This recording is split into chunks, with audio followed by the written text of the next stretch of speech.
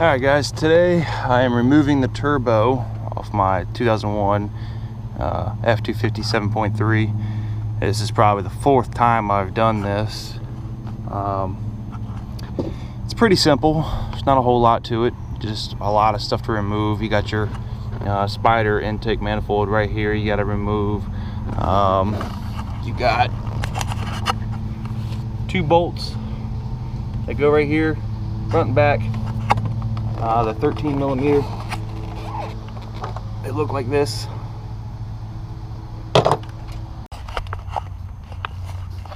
Alright, turbo is off. This black soot right here is showing that I have a leak, and it's sloppy, so we're gonna replace that.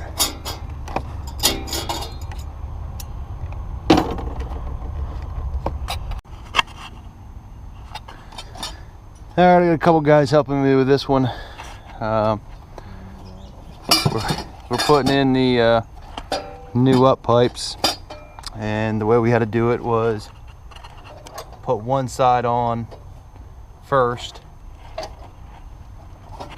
and then put the old one from underneath. Got the exhaust housing on.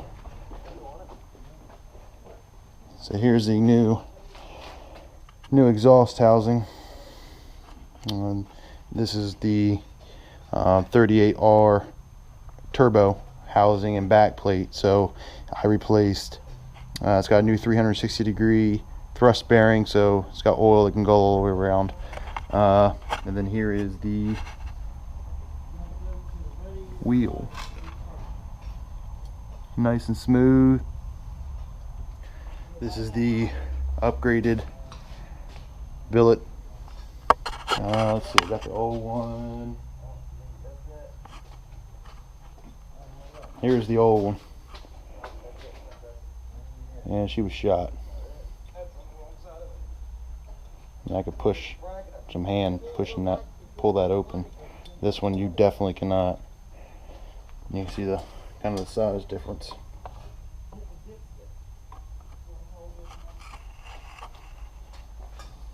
And this is where part of the exhaust back pressure delete is, so it's nothing in there now, nice and free. Here's the old one. 0.84 is what the stock exhaust housing is.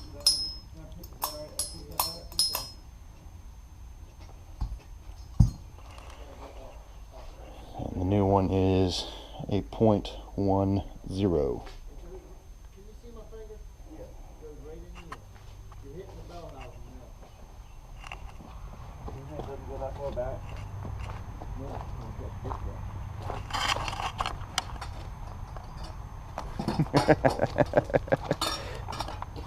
I'll make you a star. Yeah. But the sweep is strong. Yeah, you have it. It's on ass backwards. So it needs to be flipped around? Yep. You're so stupid. Alright. Well, we'll get back to you once we get this all settled up. So that needs to be flipped all the way around. Alright, hold that. Well, I finally got my up pipes on, and my the Banks turbo housing. I'd be lying if I told you that the up pipes were easy. It wasn't really hard to get them in and positioned. What was hard is adjusting them and getting the turbo housing attached to the downpipes. So what I ended up having to do was I made sure I already had everything tightened up, and then I tried to put my turbo on. That didn't work. What I had to do is leave the bottom bolts of the up pipes that connect to your intake manifolds. I had to leave them loose so that I could move the turbo housing, not turbo housing, I'm sorry, the up pipe back and forth that connects to the turbo housing. So that way I can kind of position it on how I needed it. to clamp in there. So then I clamp that and then one underneath to tighten up the up pipes. So I'm gonna bring you underneath and see if I can't show you the up pipes.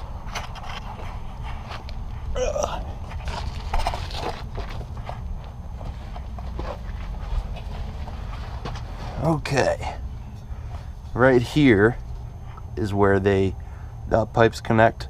Here's this is the driver's side manifold. This is my EGT temp. So I had to leave these loose. They were in there, but I had to leave them loose so that way I can move those pipes back and forth. They're all dirty now, but who cares? You can't see them. And then here's the passenger side. Right there. And again, I had to leave that loose to get the up pipes attached to the turbo housing. Let's go back outside.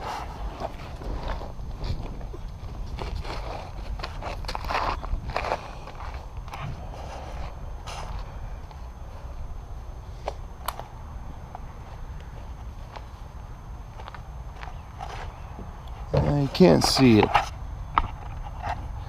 and you can't see anything from up here, but I did get it all in. Runs great. There's the turbo housing. I have noticed, I took it out for a test drive, I have noticed with this one over the stock one, much better acceleration. Definitely faster spool up times on my turbo, and also increased whistle.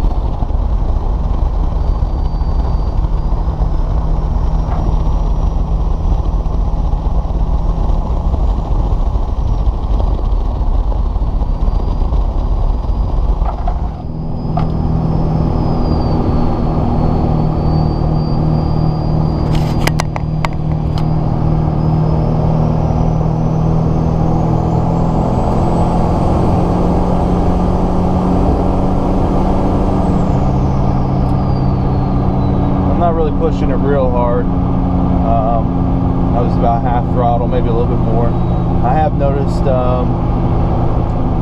about 200 degrees and my EGT temp gone down.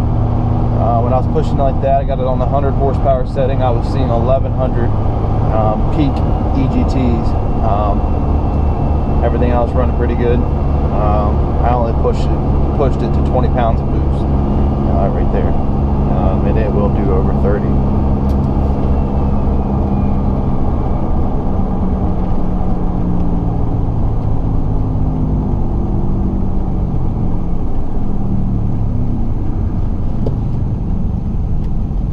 Well, if you got any questions,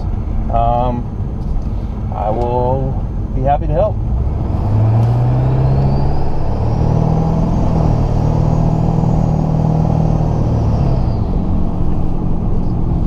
Thanks.